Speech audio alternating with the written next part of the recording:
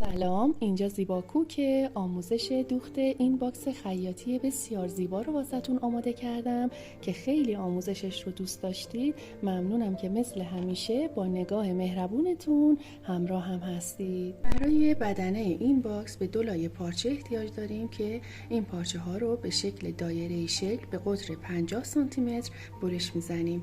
یک لایه از این پارچه رو من از پارچه مکملم، پارچه خالدار استفاده کردم و یک لایه رو از پارچه اصلی، پارچه گلدار استفاده کردم. برای مقاوم سازی کفی باکسمون از کارتون پلاس استفاده میکنم که میتونید از کارتون پلاس 2 یا 3 میل استفاده بکنید. قطر این دایره هم 20 سانتی متر هستش و برای پوشش دهی کفی باکس یک لایه پشم شیشه برش میزنیم که میتونید هم از 100 گرم فیلتری استفاده بکنید و هم 200 گرم کوبیده نمدی استفاده بکنید و 2 لایه هم پارچه، یک لایه پارچه اصلی و یک لایه پارچه مکملم استفاده میکنم که قطر اون 19 سانتی متر هستش و یک لایه دیگر از پارچه خالدارمون به قطر 25 سانتی متر برش میزنیم که کارتون پلاسمون رو با این پارچه ها پوشش بدیم.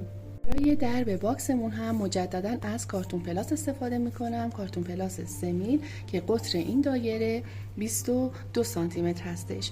2 لایه پشم شیشه برش میزنم برای پوشش دهی درب باکسمون که بین این 2 تا پشم شیشه کارتون پلاس به همین صورت قرار میگیره و یک لایه هم پارچه به قطر 42 سانتی متر برش میزنیم که این کارتون پلاس وسط پارچه قرار میگیره و دور تا دور کار جمع میشه. برای تمیزدوزی قسمت وسط درب باکسمون هم میتونیم از تزیین گل‌ها استفاده بکنیم، روی این قسمت چند تا گل بچسبونیم یا اینکه از جاسوزنی سایز کوچیک‌تر استفاده بکنیم. من اینجا میخوام یه جاسوزنی سایز کوچیک به همون روشی که آموزشش رو توی پیج گذاشتم دوخت بزنم و این قسمت وسط درب بچسبونم. قطر این دایره‌ای که الان این قسمت طراحی کردم 12 سانتی متر هستش. 1 سانت هم از اطراف برای اون جای دوخت در نظر گرفتم. در مرحله اول دوختمون پارچه های بدنه باکسمون رو از قسمت آستر با همدیگه جفت میکنیم. آستر پارچه ها روی هم قرار بگیره و قسمت روی پارچه به سمت خودمون باشه و روی یکی از اون پارچه ها دایرمون رو به 16 قسمت مساوی تقسیم میکنیم. اول خطای به اضافه شکل و ضربدری شکل رو میکشیم که به 8 قسمت مساوی تقسیم میشه و بعد هم بین هر قسمت رو مجددا پیدا میکنیم و اون خطها رو به همدیگه وصل میکنیم که دایرمون به 16 قسمت مساوی تقسیم میشه. این خطها رو با خودکار حرارتی میکشیم و بعد هم باید روی این خطها دوخت بریم. قبل از دوختمون 2 لایه پارچه رو با سوزن تهگید به همدیگه فیکسش میکنیم که دوخت راحت تری داشته باشیم.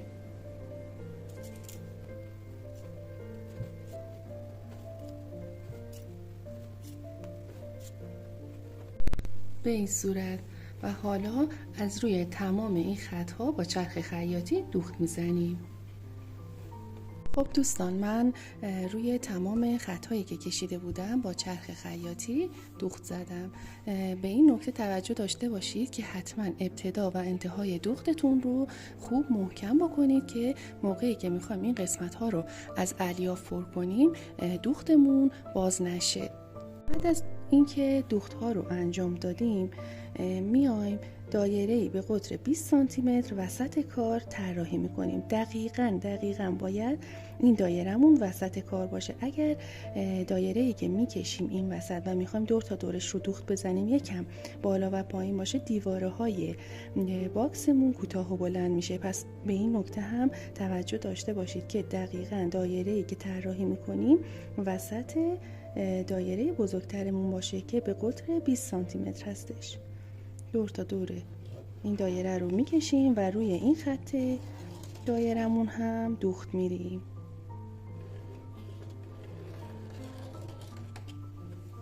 حالا دوباره با چرخ خیاطی روی این خطی که کشیدیم رو هم دوخت میزنیم. خب دوستان، من دور این دایرم رو هم که با خط کشیده بودم دوخت زدم. چون نخم همرنگ پارچه هستش خیلی مشخص نیست. حالا از قسمت پارچه مکمل هم به این صورت مشخص میشه. و بعد هم روی کارم اتو کشیدم که رد خودکار حرارتی پاک بشه. و حالا توی هر یک از این قسمت ها رو با این الیاف های توپی پرشون میکنیم. خوب داخلشون الیاف کنید که بعد که باکسمون کامل میشه ایستایی خوبی داشته باشه. بعد از اینکه حالا داخل دو قسمت از این قسمت ها رو الیاف پر کردیم، با انگشتمون این الیاف ها رو به سمت مرکز دایره فشار میدیم که از بالای کار، لبه کار 2 الی 3 سانتی متر خالی باشه. فشردهشون میکنیم به سمت مرکز دایره و این قسمت رو کوک میزنیم که دوخت نوار اوری به دور کارمون به راحتی انجام بشه.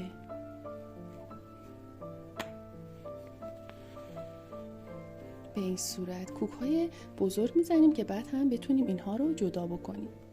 خب دوستان، من داخل تمام قسمت ها رو از الیاف پر کردم و لبه اون رو هم به این صورت دور تا دور کار رو کوک درشت زدم. حالا میریم دوخت نوار اریبش رو انجام بدیم. قبل از دوخت نوار اریب یکی از این قسمت ها رو با نوار اریب بشور تمیز دوزی میکنیم به این صورت، چون میخوایم این قسمت ها رو نوار اریب دوخت بزنیم و بندینک از داخلش رد بکنیم. این قسمتی که دوتا لبه نوار اریب کنار هم جفت میشه، اگر پارچه باشه به این صورت به مرور زمان ریش میشه. پس یکی از این قسمت ها رو قبل از اینکه دوخت نوار اریب اصلی رو انجام بدیم با نوار اریب بشور تمیز دوزی میکنیم به این صورت. دوستان، دوخت نوار اریبمون رو مثل دوخت نوار اریب های قبلی روی هم نمیایم و دوخت بزنیم. لبه های نوار اریب رو ابتدا و انتهای دوخت رو 1 سانتی میزنیم، کنار هم لبه های تا شده قرار میگیره و دوخت میشه به این صورت که مشاهده میکنید. چون میخوایم داخل این نوار اریب نخ ماکارون رد بکنیم، به این صورت لبه ها رو تمیز دوزی میکنیم. وقتی که مرحله دوم دوخت نوار اریبمون هم انجام میشه، لبه های نوار اریب به این صورت تمیز دوزی میشه کنار هم و از این قسمت نخ ماکارون رو عبور میدیم. خب دوستان، اینم از دوخت نوار اریب دور کار. قبل از اینکه کوک هایی که زده بودیم رو جدا بکنیم و بشکافیم، نخ ماکارونمون رو هم رد میکنیم. چون این دوخت ها روی کار هستن، رد کردن نخ ماکارون راحت تر هستش.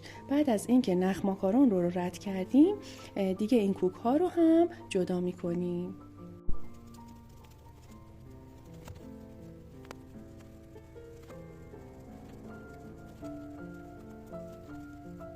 از دو طرف نخ 10 سانت اضافه میگذاریم و مابقی نخ رو جدا میکنیم. یه گره هم به 2 تا نخ میدیم که نخمون بیرون نیادش و بعد هم روی نخهامون میتونیم از آویز گل لاله استفاده بکنیم، سربند گل لاله و از مهره های چوبی هم میتونیم استفاده بکنیم.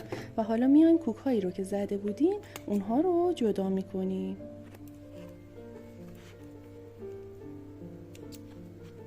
تمام کوک ها رو از دور تا دور کار جدا میکنیم.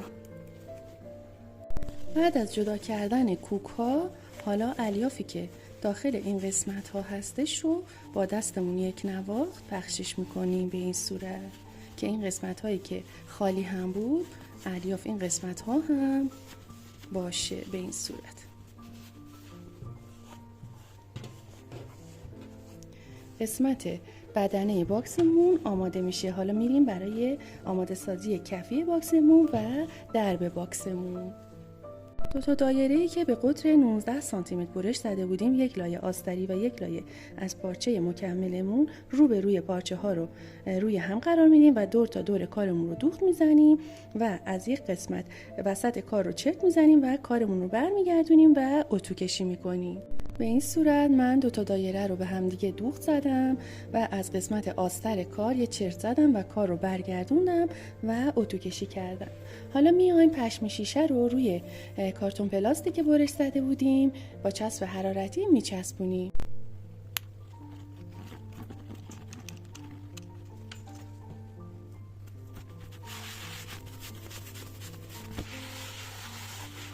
حالا اضافه های پشم شیشه رو از دور کارتون پلاست میچینیم، جدا میکنیم. و حالا اون پارچه ای رو که به قطر 25 سانتی متر برش داده بودیم رو قسمت پشم شیشه رو روی آستر اون پارچه قرار میدیم به این صورت و لبه های کار رو روی لبه کارتون پلاس چسب میزنیم.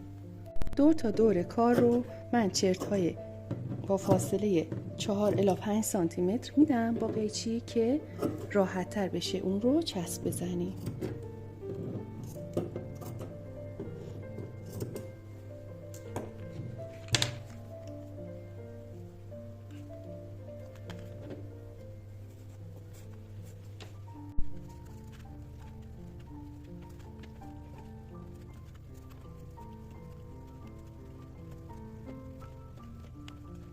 از اینکه دور تا دور کار رو به این صورت چسب زدیم، این قسمت میشه داخل کفی باکسمون که دیده میشه و قسمت پشتش رو هم برای تمیزکاری اون دایره‌ای رو که آماده کرده بودیم به این صورت قرار میدیم و مجددا دورش رو چسب میزنیم.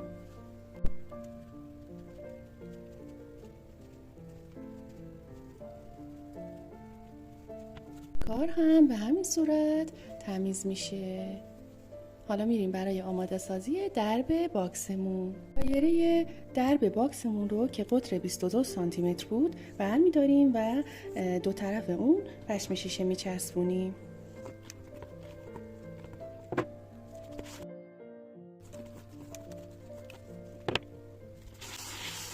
حالا اضافه های پشم شیشه رو هم میچینیم.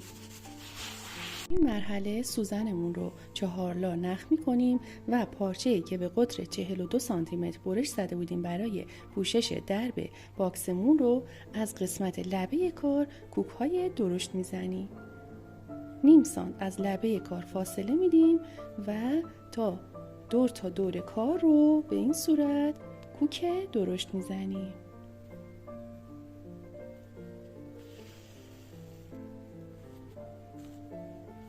به این صورت.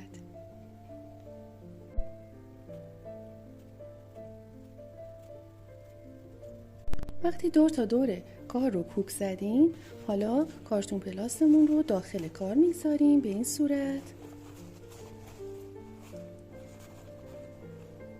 و نخمون رو میکشیم.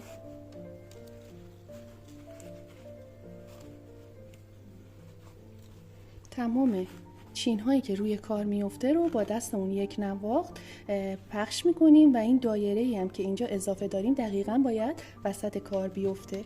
تنظیمش میکنیم جوری که دقیقاً وسط کار باشه.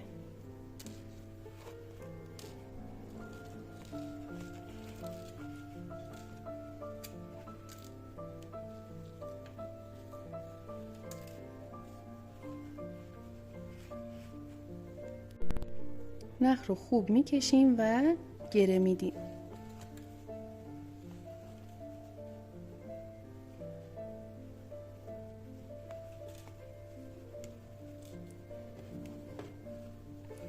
بعد که گره دادیم میتونیم مجددا چین های روی کار رو یک نواخت روی کار درست بکنیم.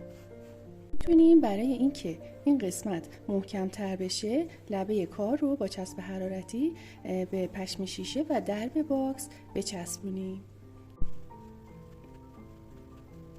و حالا جاسوزنی که با قطر 12 سانتی متر بود آماده کردم و روی این قسمتی که باز هستش با چسب حرارتی میچسبونیم. روی این قسمت رو چسب میزنم.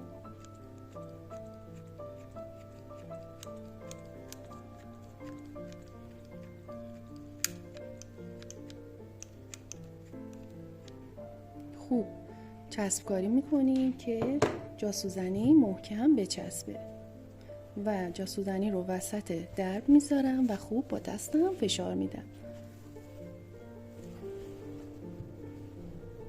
درب باکسمون که آماده شد. این جاسوزنی خوبی که داره هم میتونیم به عنوان جاسوزنی ازش استفاده بکنیم و هم اینکه به راحتی درب باکسمون رو برداریم. بدنه باکسمون رو آماده کردیم، درب باکسمون رو هم به همین صورت و کفی باکسمون رو هم به همین صورت. در مرحله اول کفی باکسمون رو قسمت کف باکس جا میذاریم. این قسمتی که دایره رو چسبونده بودیم میفته زیر کفی و این قسمتی که تمیز هستش قسمت روی کفی هستش.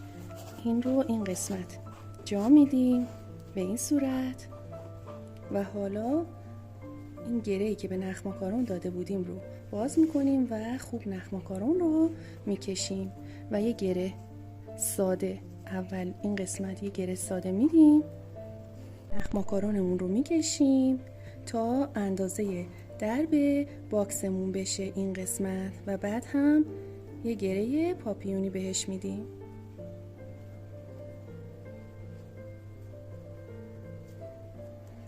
و حالا با دستمون اون رو تنظیم میکنیم. این هم از باکس خیاطی بسیار زیبا و کاربردیمون که آماده شد. اضافه نخ‌ها رو هم نچیدم، به اون یک گره پاپینی خیلی بزرگ دادم که موقع شستشو میتونیم مجددا این نخ‌ها رو باز کنیم و کار رو به راحتی بشوریم. این هم از درب باکسمون، تقدیم نگاه مهربونتون.